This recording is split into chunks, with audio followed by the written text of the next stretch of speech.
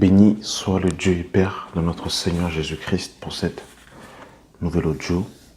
Que le nom de notre Seigneur Jésus-Christ soit élevé au plus haut des cieux. Merci mes frères et mes sœurs pour cette audio. Je ne cesserai de le dire. Je vous remercie mes frères et mes sœurs. Ça fait un certain temps que je fais des audios, des vidéos.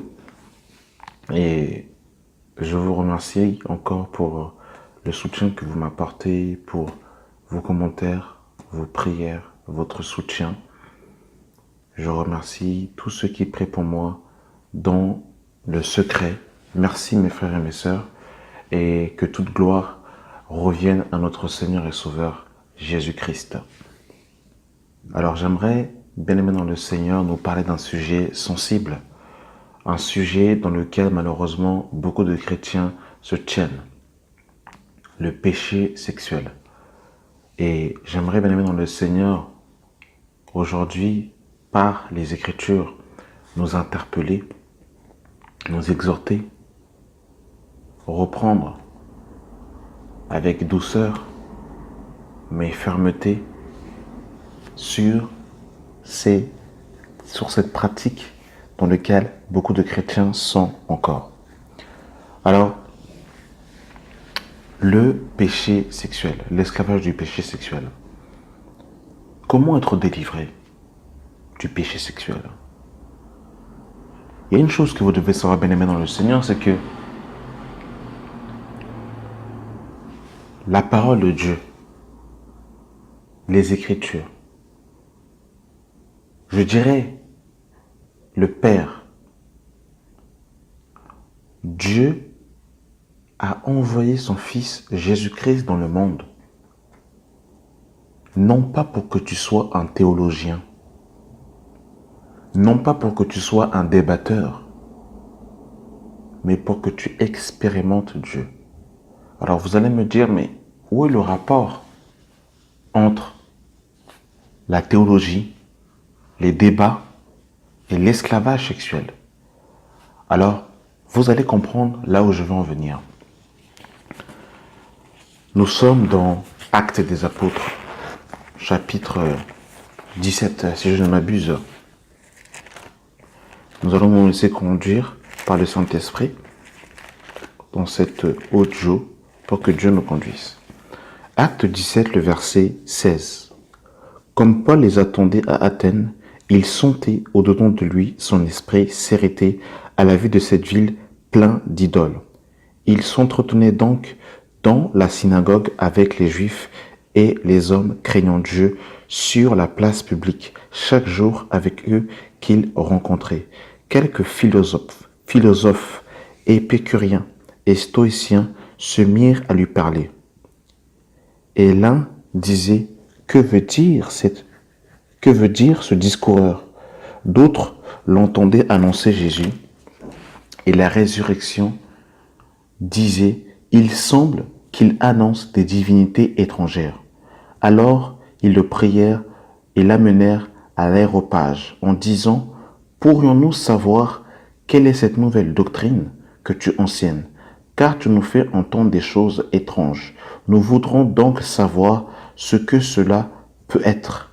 Or, les Athéniens et les étrangers demeurant à Athènes ne passaient leur temps qu'à dire ou à écouter des nouvelles. Alors, je vais m'arrêter là. Bien aimé dans le Seigneur, ici l'apôtre Paul va se retrouver à la ville d'Athènes. Et quand il va arriver à Athènes, il va voir, si vous lisez le verset 22, il va voir qu'à Athènes, il va avoir plusieurs, justement, reliques qui ont été dédiées à plusieurs divinités. Et Paul va profiter de cette occasion pour présenter justement le Dieu des Hébreux, le Dieu d'Abraham, d'Isaac et de Jacob. Mais là où j'aimerais attirer notre attention, c'est que les Grecs aimaient la sagesse. Les Grecs aimaient entendre des nouvelles. Et on nous dit ici au verset 21, « Or tous les Athéniens et les étrangers demeurant à Athènes ne passaient leur temps qu'à dire ou à écouter des nouvelles. » Et malheureusement, aujourd'hui, beaucoup de chrétiens sont devenus comme ici les Athéniens et les étrangers. Ils passent leur temps à entendre ou dire des nouvelles.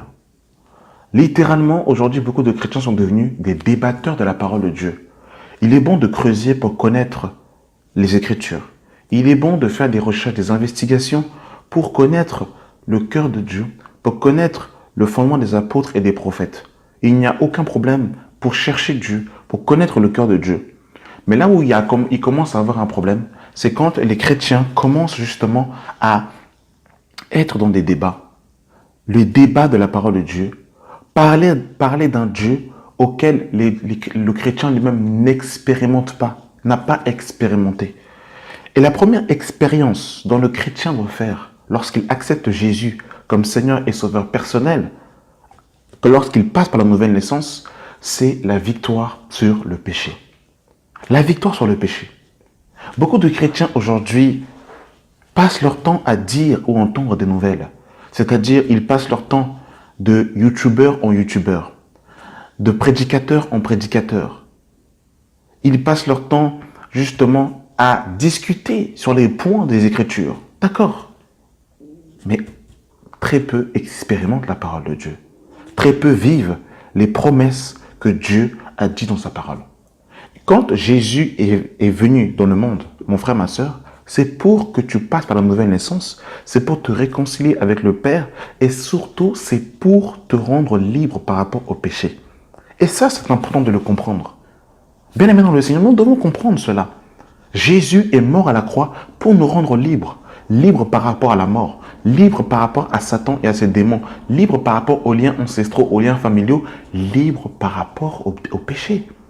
Libre par rapport au péché, afin que le chrétien expérimente la victoire sur le péché.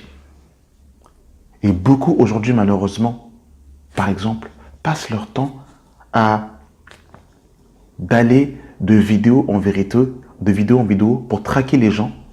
Ils passent leur temps derrière leur ordinateur avec leurs chips et leurs pop-corn. Certains d'entre eux vont même s'étouffer à force de rester derrière l'ordinateur en train de pianoter pour chercher les failles et les erreurs, mais ils n'expérimentent pas Christ. Et ils viennent en fait justement reprendre les gens alors qu'ils sont esclaves du péché sexuel. Et ça, bien aimé dans le Seigneur, il faut que nous comprenions que Dieu, notre Dieu, n'est pas un Dieu de théologie. Nous ne devons pas en fait lire l'Écriture juste pour la lire. Nous devons expérimenter les promesses de Dieu. Si nous disons que notre Dieu est vivant, que l'œuvre de la croix est vivante et efficace, nous devons vivre l'efficacité de l'œuvre de la croix. Et l'une justement de l'efficacité de la croix, c'est la délivrance par rapport au péché. On va lire un autre passage dans l'évangile de Jean. Que Dieu nous sauve. Jean, chapitre 8, le verset 30. Comme Jésus parlait ainsi, plusieurs crurent en lui. Et ils dirent aux Juifs qui avaient cru en lui, « Si vous demeurez dans ma parole, vous êtes vraiment mes disciples. Vous connaîtrez la vérité et la vérité vous affranchira. » Ils lui répondirent, « Nous sommes la postérité d'Abraham et nous ne fûmes jamais esclaves de personne. Comment dis-tu, nous deviendrons libres ? En vérité, je vous le dis, leur répliqua Jésus, quiconque se livre au péché est esclave du péché. Quiconque se livre au péché est esclave du péché. Et l'esclavage par rapport au péché est la condition de l'homme sans Dieu, de l'homme animal, de l'homme adamique, de l'homme qui n'est pas régénéré. Voilà la condition de l'homme. Laisse-moi te dire, mon frère, ma soeur, tu ne peux pas être délivré du péché sexuel si tu n'as pas expérimenté au préalable la nouvelle naissance. Mais je parle de la véritable nouvelle naissance. Je ne parle pas ici d'une adhésion intellectuelle au christianisme. Je ne parle pas de la religiosité. Je ne parle pas ici de l'intelligence charnelle pour connaître quelques versets bibliques ici et là. Vous pouvez voir sur Internet des débats entre des chrétiens et des musulmans. Des musulmans qui ont une connaissance très poussée des Écritures, mais qui justement, n'ont pas expérimenté la nouvelle naissance, qui n'ont pas été régénérés. Donc c'est très important, bien aimé dans le Seigneur, ici de comprendre ce que le Seigneur va dire dans le verset 34. En vérité, je vous le dis, leur répliqua Jésus, quiconque se livre au péché est esclave du péché. Or, l'esclave ne demeure pas toujours dans la maison. Le Fils y demeure toujours. Si donc le Fils vous affranchit, vous serez réellement libre. Si donc le Fils vous affranchit, vous serez réellement libre. Donc, voyez-vous, bien aimé dans le Seigneur, ici, lorsque Jésus dit, si donc le Fils vous affranchit, vous serez réellement libre, c'est par rapport au péché dans lequel Jésus est venu affranchir, délivrer l'homme. Tu dois comprendre que quand tu viens au monde, même si tu n'as pas fait, entre guillemets, de mal, eh bien tu viens au monde en héritant de la malédiction d'Adam. Tu viens au monde en étant attaché au péché adamique. Ta conscience est souillée, ton âme est souillée, ton esprit est plongé dans la mort lorsque tu es sans Christ. Et étant dans cette condition, eh bien, tu as un maître. Et ce maître, c'est le péché. Et ce maître a cette capacité, quand tu n'as pas Jésus, quand tu n'es pas né de nouveau, de t'assujettir, de te dominer. Et il fait de toi ce qu'il veut. Il peut te dire, va voler, va mentir, livre ton corps à la débauche, à la dépravation sexuelle, livre tes yeux à la convoitise. Et cette force, cette domination du péché a une emprise sur toi et tu n'as aucune capacité à t'en délivrer. Et quand ce Jésus vient, il vient justement pour casser ces chaînes qui nous liaient par rapport au péché. Il nous tue. Nous mourons pour justement passer par la nouvelle naissance afin d'avoir un seul maître, Jésus de Nazareth, pour ne plus être esclave du péché. Et ça, c'est très important. Et ça, bien aimé dans le Seigneur, ce n'est pas la théologie. Ça, bien aimé dans le Seigneur, ce n'est pas, une poésie. C'est la réalité et la puissance de l'Évangile. Beaucoup de chrétiens fréquentent les assemblées, mais combien parmi eux sont-ils véritablement nés de nouveau? Ont-ils expérimenté la nouvelle naissance véritable et la puissance de l'œuvre de la croix? Et voilà, bien aimé dans le Seigneur, l'Évangile. L'Évangile, bien aimé dans le Seigneur, ce n'est pas la théologie. L'Évangile, ce n'est pas faire des débats, des disputes de mots. C'est pas ça l'Évangile. L'Évangile, à un moment donné, c'est la puissance de la résurrection de l'œuvre de la croix. Voilà l'Évangile, bien aimé dans le Seigneur. Paul va dire dans 2 Corinthiens chapitre 2, on va le lire.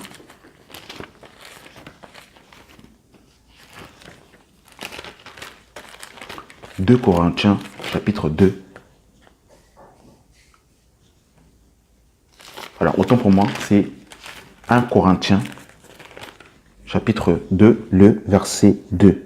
« Car je n'ai pas eu la pensée de savoir parmi vous autre chose que Jésus-Christ et Jésus-Christ crucifié. » Le message de la croix, bien-aimé dans le Seigneur, le fait que Jésus de Nazareth, le Fils de Dieu, ait été crucifié sur le bois infâme, sur le bois de Golgotha, a une signification bien spécifique et claire. Et cette œuvre que Christ a accomplie doit produire en toi et doit ouvrir ton intelligence.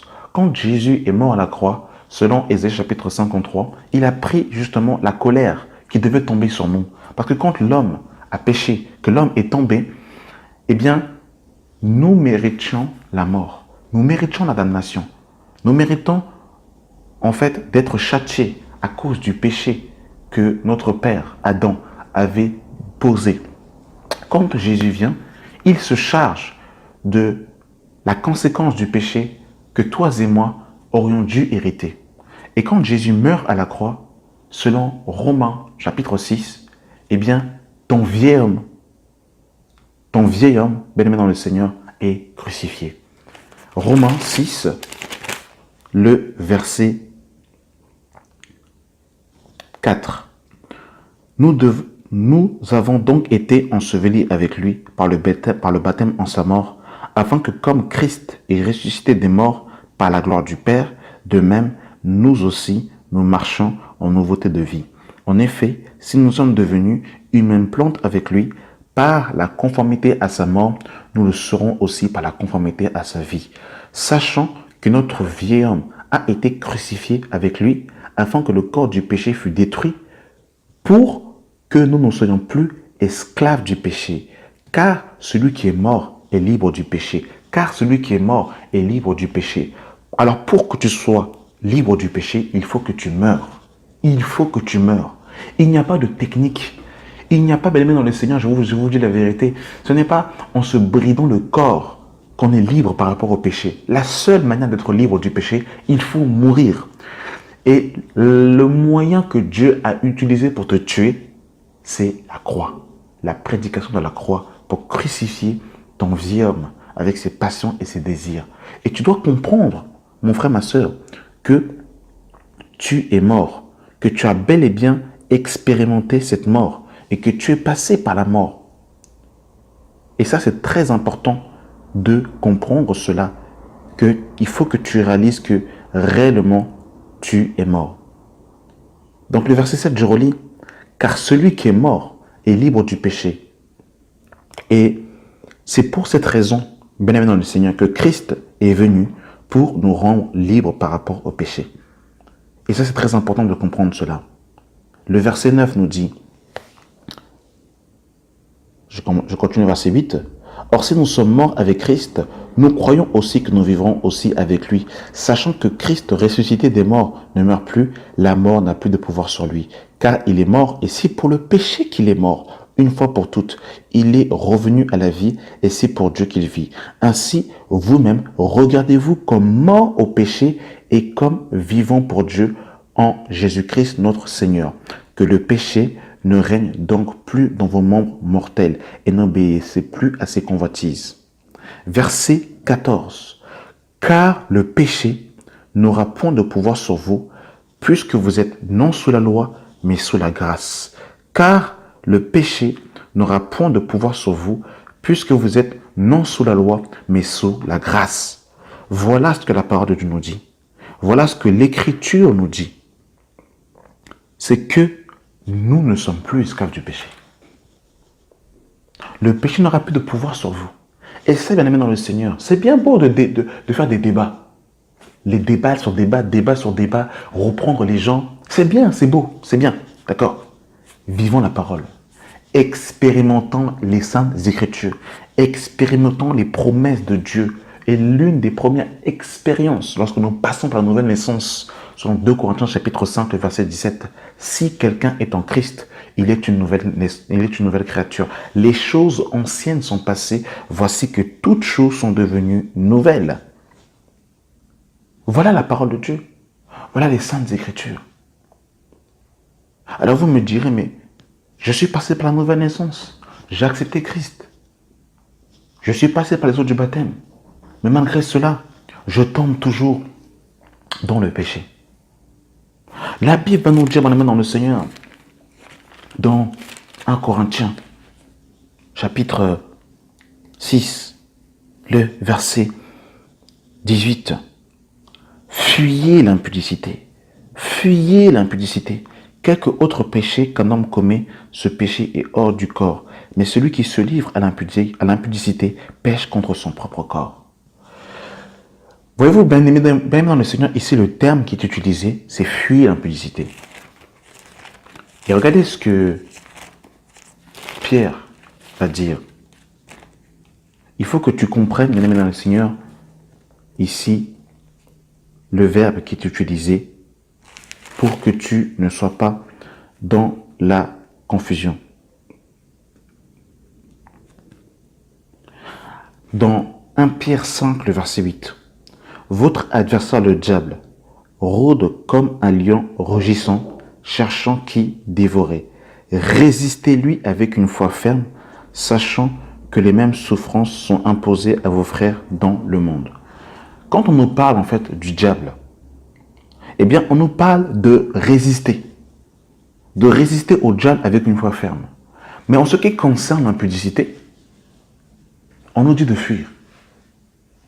Alors pourquoi est-ce que je dis cela? Les deux verbes qui sont utilisés sont très importants. Tu te retrouves à chaque fois, mon frère, ma soeur, dans des endroits tu te retrouves seul avec une femme, seul avec un homme. Et tu dis, oui, de toutes les façons, je suis chrétien, j'ai jeûné, j'ai prié. Tu restes dans cette situation, eh bien, au bout d'un moment, tu vas finir par tomber. Rappelez-vous, bien dans le Seigneur, lorsque Joseph va se retrouver dans la femme de Potiphar, et que la femme de Potiphar va harceler Joseph pour le pousser au péché sexuel. Qu'est-ce que Joseph va faire? Joseph va fuir. Joseph ne va pas dire, je suis prophète. Je vais lui parler des dieux de mes ancêtres. Joseph a fui. Au point où la femme de Potiphar, en le tenant le vêtement de Joseph s'est déchiré. Parce que Joseph a pris la fuite. Fuyer l'impudicité, la parole de Dieu nous dit. Fuyer l'impudicité, ça veut dire quoi? Toutes les images subjectives, les images à connotation pornographique, la nudité, les images, les vidéos, les films à connotation sexuelle. Nous devons fuir ce genre de films. Les films qui nous parlent ou qui nous présentent la sexualité, les images subjectives. Nous devons tourner nos regards de ce genre de choses parce que ces choses, lorsque nous regardons des images subjectives, à force de regarder des femmes nues, des hommes nus, ça crée un dépôt en toi. En fait, cette convoitise crée en toi et enfante en toi le péché. C'est ce que Jacques va nous dire par rapport à la convoitise. Quand tu regardes des hommes nus, des femmes nues, juste quand tu regardes cela, ça te pousse à la convoitise et la convoitise va enfanter le péché. Les discussions au travail, à l'école, les discussions en fait à connotation sexuelle, pervers, nous devons fuir les discussions qui ne sont pas édifiantes. Ces genres de discussions qui sont attraits à la sexualité, au péché. Nous devons les fuir, mon ami, dans le Seigneur. Et pour ceux aussi qui sont en projet, eh bien, lorsque un frère a des projets de mariage avec une sœur, ils ont consulté le Seigneur et que les deux sont d'accord pour justement entrer dans le mariage, eh bien, il faut que le frère aille voir les parents de la jeune fille. Bien évidemment, il faut que ce frère soit responsable. Parce que la parole de Dieu nous dit, l'homme quittera son père et sa mère et s'attachera à sa femme. Et les deux deviendront une seule chair. Donc quand on nous parle de quitter ici, quand on nous parle de l'homme qui quittera son père et sa mère, on nous parle d'un homme qui est mature sur le point de vue spirituel et sur le point de vue aussi terre à terre. C'est un homme mature, un homme responsable. Alors pourquoi est-ce que je dis cela? Parce que chez les Hébreux, les fiançailles ne duraient pas plus d'une année. Mais aujourd'hui, les chrétiens sont tellement en fait dans l'orgueil qu'ils veulent en fait des mariages pompeux, ils veulent des mariages hollywoodiens.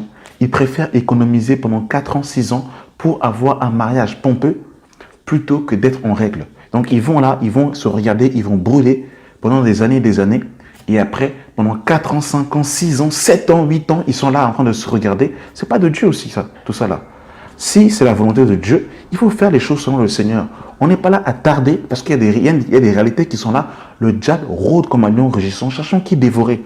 Donc si, justement, les frères et la sœur ont pour projet de se marier et que les deux se sont dit oui, qu'ils ont consulté le Père, que le Père céleste a validé, et bien le frère doit aller voir justement la sœur, le père de la sœur, pour justement enclencher les démarches du mariage. Mais se regarder là en disant oui, on est chrétien, continuez à vous regarder. À un moment donné, vous allez vous regarder et tous les deux nus dans un lit.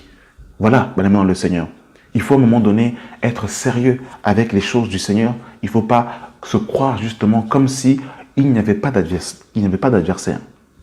Donc, est-ce que vous comprenez, bien aimé dans le Seigneur, pourquoi c'est important de passer par la nouvelle naissance et d'entendre l'évangile véritable, l'évangile de la croix qui crucifie la chair avec ses passions et ses désirs? Est-ce que vous comprenez, bien aimé dans le Seigneur, que Dieu ne nous appelle pas à être des débatteurs, Dieu ne nous appelle pas à être des théologiens, mais Dieu nous appelle à expérimenter sa parole.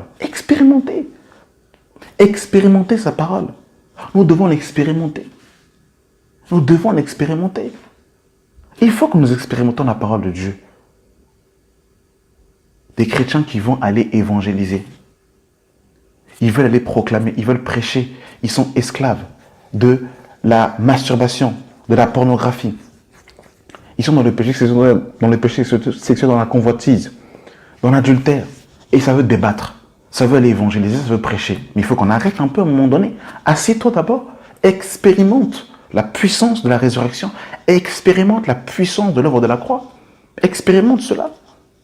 C'est important, mes amis dans le Seigneur, de comprendre cela, de vivre la puissance de l'évangile, la puissance de la résurrection qui se trouve en Christ. C'est important, mes amis dans le Seigneur. Tu dois comprendre, mon frère, ma soeur, que tu es réellement mort. Et que quand tu es mort, tu es libre du péché. Et que tu as un seul maître, et ton maître, c'est Christ. Tu dois comprendre que le péché n'a plus de pouvoir sur toi, mon frère, ma soeur. Ce n'est pas, bien aimé dans le Seigneur, ce n'est pas, comment dire, je répète, ce n'est pas de la poésie. C'est la puissance de l'évangile. La puissance même de l'œuvre de la croix. Il y a beaucoup de chrétiens qui viennent dans les assemblées, on leur dit Dieu est amour, c'est pas grave si tu vis dans le péché, Dieu comprendra, Dieu va comprendre, mais Dieu ne va rien comprendre, mon frère, ma soeur. Dieu ne va rien comprendre. Christ est mort à la croix pour que tu sois libre par rapport au péché. Je terminerai par un dernier passage, dans 1 Pierre, chapitre 3.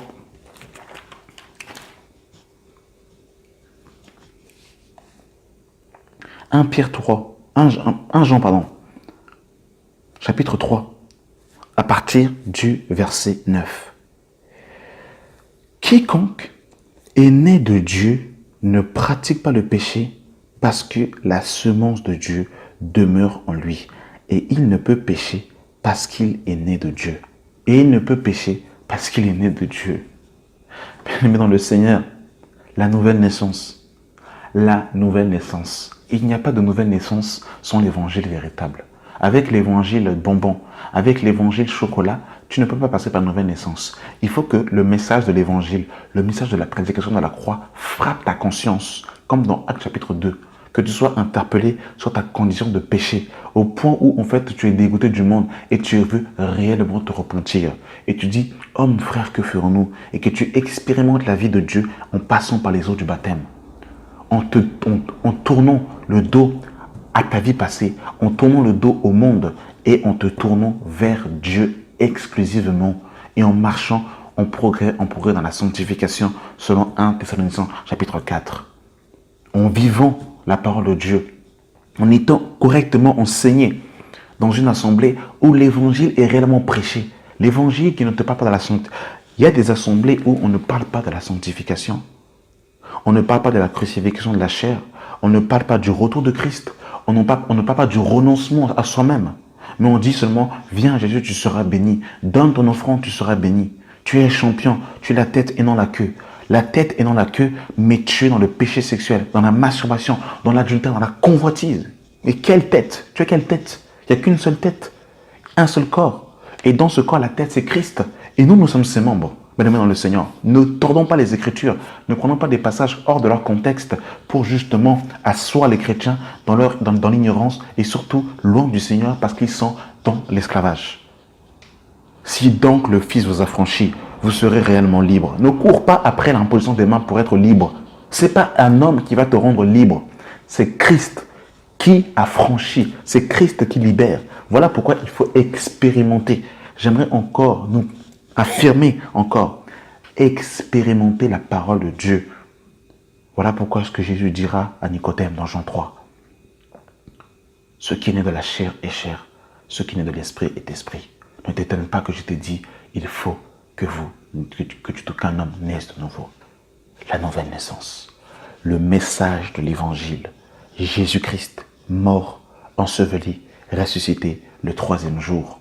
Et quand Christ est mort à la croix, ton vieil homme a été crucifié. Tu es mort avec lui. Quand Christ a été mis à la croix, tu as été mis à la croix avec lui. Quand Christ est ressuscité, tu es ressuscité avec lui en nouveauté de vie. Quand Christ est monté au ciel, s'assoit à la droite de Dieu le Père, eh bien tu as été aussi assis dans les lieux célestes en Christ, selon Éphésiens chapitre 2, le verset 6 à 8.